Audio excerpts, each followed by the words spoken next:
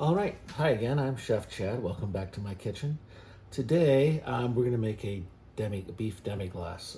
Yesterday, or on the previous video, whenever you see this, we made an Espanol sauce, which has just been strained. It's sitting back here. That is one of the 5 mother sauces in classic French cuisine.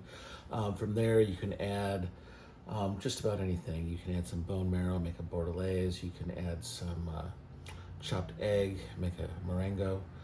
So there's all kinds of different things. Add some Madeira, make a beef Madeira sauce. You know, the possibilities are literally quite endless. If you want to look at Escoffier's The Guide Culinaire, you can find all those sauces in there.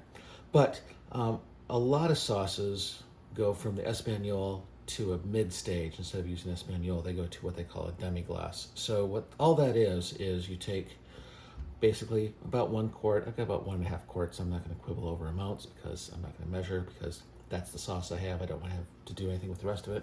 And I've got 1 quart of beef broth here that I've made homemade. I have a pressure canner. So if you watched my broth slash stock video, I make those like 4 gallons at a time, and I can it all in a pressure canner.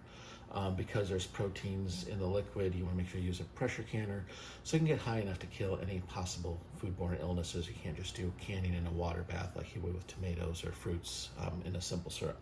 So basically, we're just going to mix these two, the beef broth and the Espanol. I'm just going to pour right in there. And all this has to do is it needs to reduce by about half of what's there, and then you end up with a thicker, richer brown sauce.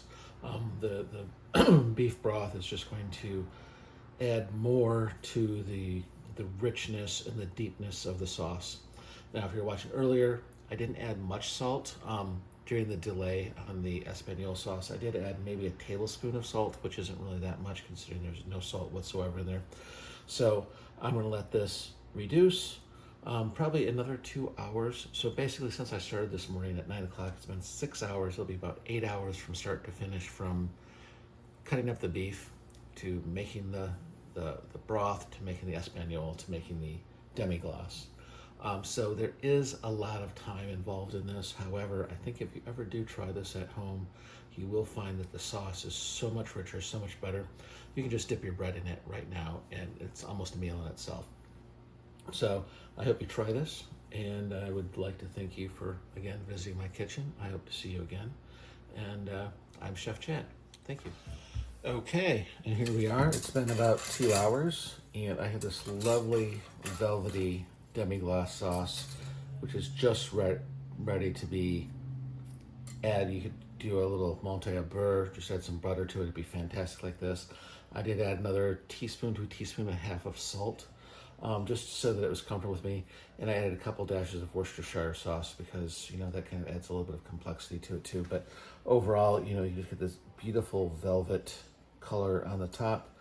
And from there, it's ready to be added to just the drippings from just about any beef dish that you want to make, and throw some mushrooms, sauteed shallots, anything in there.